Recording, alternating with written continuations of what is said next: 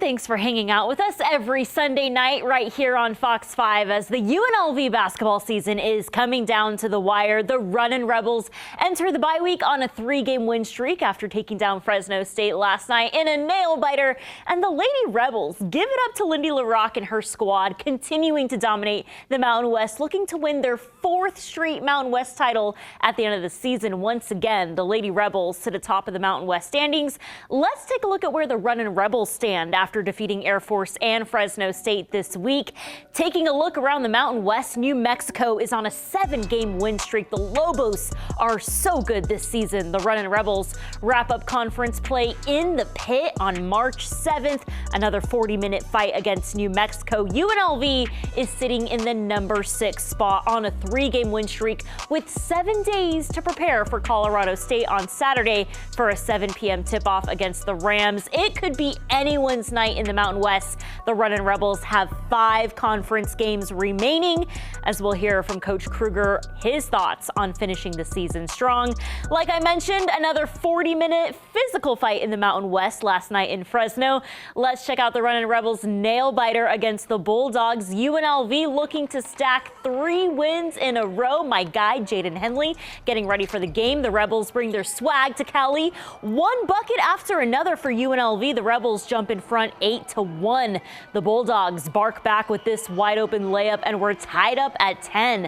Later in the first, here comes DJ Thomas with a smooth overhead pass to Jaden Henley for the bucket. The Rebels are up 26-18 at halftime. Second half, give us a Bear Cherry dunk all day long. The junior forward has lost 45 pounds this season and is flying around. The Bulldogs fight back, go on a 10-0 run down the stretch, stealing the lead 50-49 with 1 minute to go. Henley comes up with a clutch bucket and one. The Rebels steal the lead 52-51.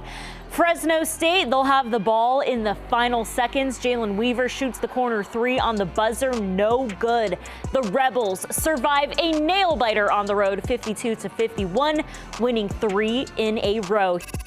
Every game is coming down to the wire here in Mountain West play. What did you like about the intensity from your guys tonight? I just thought we didn't really have any moment where we had that defensive lapse that of course they made a good run there, kind of started the second half or a couple minutes into the second half, but it wasn't something that lingered on the rest of the 20 minutes. So there was confidence on our coaching staff on the bench that we were going to be solid defensively. We were just trying to kind of figure out how we could get better looks offensively, how we could get draw foul, how we could get create an advantage for each other, because on the defensive side, I thought we were doing really good. If we could have just, once we got that lead up to 11, if we could have figured out a way to manufacture just a little bit more of that, maybe we could have spaced it out a little bit further. But you got to give Fresno credit for getting downhill, making shots, drawing, creating plays for each other. But at the end of the day, like I said, we're going to enjoy the rest of this day. Road victory in the Mountain West is something that you can absolutely be proud of. Feels great going into the bye week on a 3-game win streak, but want to talk about Bear Cherry really dominating on both ends of the floor. 4 blocks for Bear. What do you like about his aggression right now? Well, I thought, Fresno was an unbelievable team at getting downhill, drawing fouls, shooting fouls, and that was priority number 1 playing them, is to stop the drive, slide your feet, be aware, when you can go help, because a lot of his blocks were just rotating over, helping out a teammate, and forcing a tough shot that he got a hand on, and that's just good team help defense, and that's why I think, minus that 3 that they hit in the first half, that was probably our best 20-minute defensive half of the year. I mean, if we give up a routine 3 that kind of we were kicking ourselves for at halftime. Otherwise, it's a 15-point half on their home court. So there's a lot to be excited about. But that being said, Bear did a great job protecting the rim, taking away a lot of those driving angles for him. But like we said, at the end of the day, holding on to it. Between Bear protecting the rim, Pop protecting the rim, it was a really good day for us. Well, as the regular season starts to wind down, that can only mean one thing. UNLV spring ball is ramping up with first-year head coach Dan Mullen. Before spring ball kicks off in late March, you Rebel fans can keep your eye on 2 UNLV Rebels representing Las Vegas in the upcoming NFL Combine. All-American wide receiver and special team stud Ricky White is preparing to show up and show out at Lucas Oil Stadium in Indy. White broke the record books at UNLV, posting back back-to-back seasons with over 1,000 receiving yards. Wyatt also led the nation with 4 block punts last season. Also joining Wyatt in Indy, All-American linebacker Jackson Woodard, a familiar face here on the RebZone. The Mountain West Defensive Player of the Year, ranked 4th in the nation with 135 total tackles. As Rebel Nation cheers on Woodard and Wyatt at the NFL Combine, Coach Mullen is getting ready for his squad to take the field in March and getting ready to dominate the Mountain West. Last year, obviously, you have a Mountain West team getting a first-round bye in the playoffs. So it just shows how good a league this is, the depth of this league. There are some great football teams from top to bottom. And when you look at it, when a league has that depth, that's what causes the challenge and the success. That's what is your credibility. It's not just a top-heavy league with 1 to 2 to 3 teams. It is a top to bottom, a deep league. You got to bring your A game every single week. And I think because of that, you see the national respect the league gets when you get to go play on that national stage and get the playoff game. And it was a tragic week for UNLV football. The Rebel community is mourning the death of UNLV football transfer from Kentucky, Ben Chrisman. The 6'6", 325 offensive tackle was found dead in an off-campus apartment on Tuesday morning. The junior transfer was nicknamed Big Ben and played for 2 seasons at Kentucky and 2 seasons at Ohio State. Here's what head coach Dan Mullen had to say on Ben's tragic passing, quote, "Since the day Ben set foot on our campus a month ago, he made the Rebels a better program. Ben was an easy choice for our leadership committee as he had earned the immediate respect, admiration, and friendship of all of his teammates. Our prayers go out to his family and all who knew him. Ben made the world a better place and will be missed." The RebZone will be right back. Before we ran out, we were in the locker room and we were just playing music and trying to get our intensity up before we ran out. So before we ran out, we kind of got our intensity up, and then whenever we ran out, it showed how we played. And we were just trying to really start it on defense and just get stops and stops. The offense will eventually come. But yeah, we just tried to start it on defense and then just kept the intensity rolling. Always a fun time on the RebZone. Always a fun time with this group. Getting to travel with the Runnin Rebels is a treat. These players are the happiest guys I know. Their confidence has not wavered through the ups and downs of this season, and their goal has remained the same: to win a Mountain West championship, which is right around the corner at the Thomas & Mack. Speaking of the T&M, Kevin Bollinger shares the latest from the Runnin Rebels' dominant win over Air Force. The Runnin Rebels know they have to start getting some momentum going, and what better way to do that than against the team with the worst record in the Mountain West. Air Force came into this game winless, and they leave Las Vegas winless as UNLV takes care of business.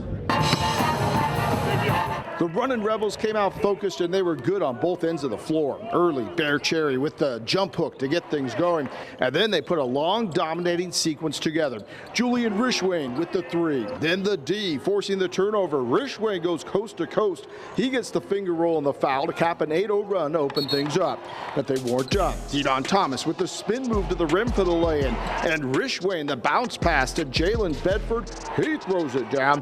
UNLV outscored Air Force 34-12 in the final 10 minutes of the first half, and they led 44-22 at the break.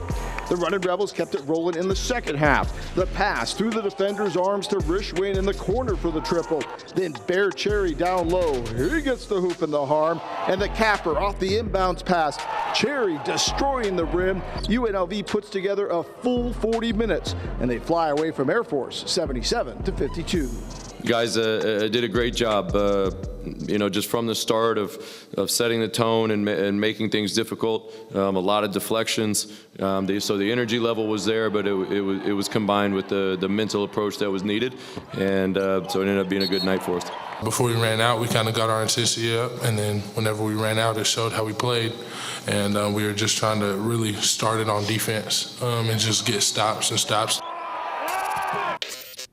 We need to get Bear Cherry a new headshot. He's cut his hair, he's lost 45 pounds, and he is turning it up in conference play. Another efficient night for Bear Cherry, scoring 15 points, 6 of 6 from the field, 3 of 5 from the free throw line. He has been dominant in conference play. Julian Rishwain also posting a huge game against the Falcons. Big win for UNLV, 77-52.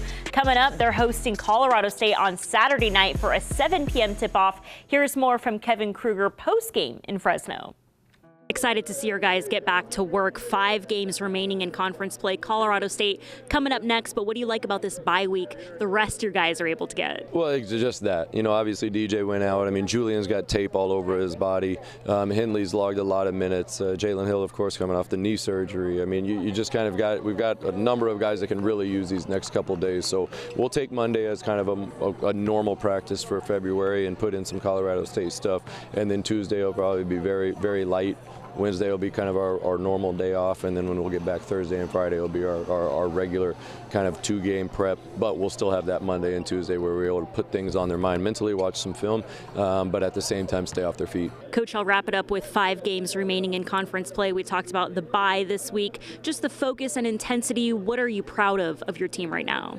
Well, this has been a resilient group. You know, we've, if we're kind of a season recap up to this point, even, I mean, everything they had to deal with through the non-conference, still learning each other. Rob goes out, Jace goes out, Jaden goes out, Jalen doesn't have practice all summer and all fall. So, like, you know, all the learning that they've done, and then now, you know, going through a winning streak, a losing streak, bouncing back with a winning streak. I think it's just they're having fun. They enjoy coming to the gym every day. They enjoy playing the games, and I think we're set up in a good mental space right now to kind of finish out this conference regular season, knowing we gave some away, but also on the other side of it, there's been some really good games for us too. And but once we kind of take a breath after this one, watch the film, I think the guys will flip their brain to Colorado State pretty quick, because as I told CT, I don't know if anybody on the West Coast is playing better than Colorado State right now, and not just the Mountain West. So the respect level is going to have to be at an all-time high to give ourselves a chance to win a game.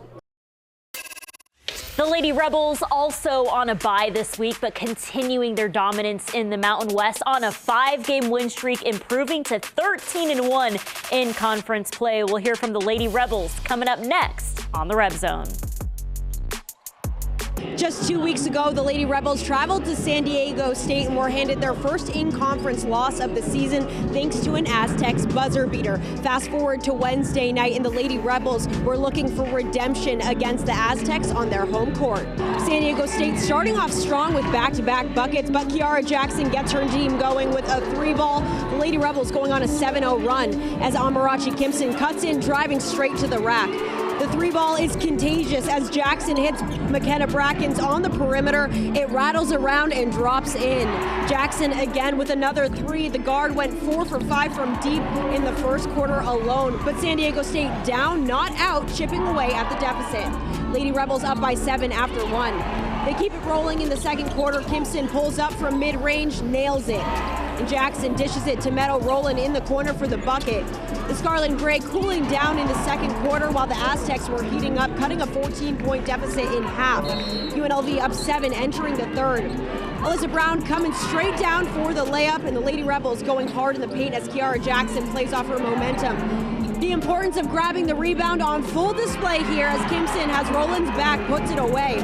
UNLV taking the lead up to 17 at one point, but SDSU cuts it down to 5 heading into the final 10 minutes of play. A physical fourth quarter featuring strong defense and riddled with free throws was enough to secure the win for UNLV. The Lady Rebels exact revenge, taking down the Aztecs with a final score of 75-65. Yeah, you know, I think we're carrying the momentum forward. You know, there's been great games. You know, before the Super Bowl, it's all women's basketball games, and they put on a great show. You know, obviously we didn't play yesterday on Sunday, but I was happy to be able to watch some great games. You know, and then you look at the commercials that for the most part are highlighting women, female athletes, women's needs and breast cancer. And so, you know, I think there's an emphasis for that in our country. I think it's very deserving. And, you know, we deserve that platform and that attention, and our team is no different. Yeah, I mean, I think just the way women's basketball and women's sports in general, where it's going right now, it's really powerful. I think a lot of people are tuning in, they're watching, and it's a really exciting time to be a women's athlete right now. Let's go, let's go! Get down, get down! Kilolo, you were in a Super Bowl commercial. Not many high school seniors get to say that. How cool was that experience? It was absolutely amazing. I was super nervous, actually. I didn't really know what to expect going into it, but I had so much fun. Girls don't play football. They do where I'm from. But how did this opportunity come about? I am kind of big in the flag community. I love to promote the game, but also I've done an NFL commercial before. Not a Super Bowl commercial, but I did an NFL commercial with my club team at the time. Was this a secret? Were you telling your peers? What has the reaction been? I wasn't telling anyone. I kind of wanted it to be a surprise, wanted to get genuine reaction. I actually didn't see the commercial either before it came out. So I was at the Super Bowl. It aired after third quarter, so everyone got to see it before me that wasn't there. So my phone was blowing up. I tried not to look at my phone. I was there, and I was sitting there looking at the Jumbotron. I saw your face, and immediately I was like, oh my God, this is the coolest thing. Yeah, it was pretty amazing. To do the Saquon, it was pretty cool because, you know, he does play for the Eagles. And just hearing everyone like go crazy when I did that move was just amazing. And it just made me realize how far I've gotten with just like my sport, and it's just amazing to see like all the support that I'm getting from people that I know and I don't know that were just around me. Now the NFL, at the end of that commercial, it said, "Let's make girls flag football a varsity sport in all 50 states." Yes. A national commercial airing on the biggest stage of the Super Bowl with that message, what does that mean to you? It means so much to me. You know, it opens so many doors and windows for bigger opportunities for girls in your community. So I would just love for all the communities and all the girls in the country and in the world to have that.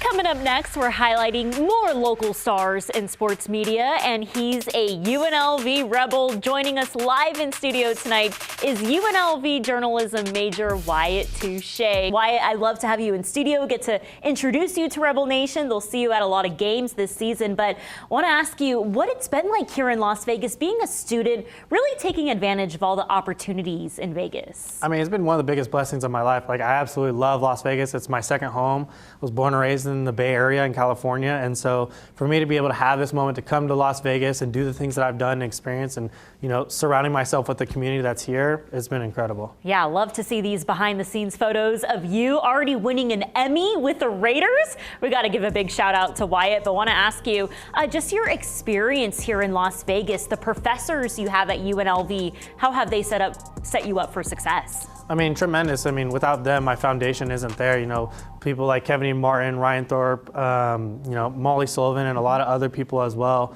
you know, have really put me in a position to succeed, but also in an environment to be able to make mistakes and learn with a really solid foundation. Yeah, you're a junior at UNLV. What is your career aspirations? You know, I'm wanting to be on air, like as we're doing right now, Yeah. chop it up, talk about sports. That's what I love to do, and so, you know, that's what I'm continuing to do every day to work toward that. Yeah, awesome. We'll love to have you in studio. He'll be around us this season at Lady Rebels games, Runnin Rebels games. But speaking of the Rebels, want to get your quick thoughts on the rise of UNLV athletics being in the national spotlight. Well, when you take a look at all these teams, there's so much that's, you know, happening as of now, and it's just really cool to see the growth in all these different sports, and you know, there's a lot to come, so you got to stay tuned. Yeah, there's a lot of excitement with spring ball coming up right around the corner. The Runnin Rebels and Lady Rebels both in action this week. We have a nice little bye week with some time off, so no doubt we'll enjoy that rest. But Wyatt, thank you so much for being in studio. Appreciate it. We'll have more on the RebZone next Sunday with head coach Kevin Kruger and the Lady Rebels continuing their dominance in the Mountain West. See you next Sunday on the RebZone.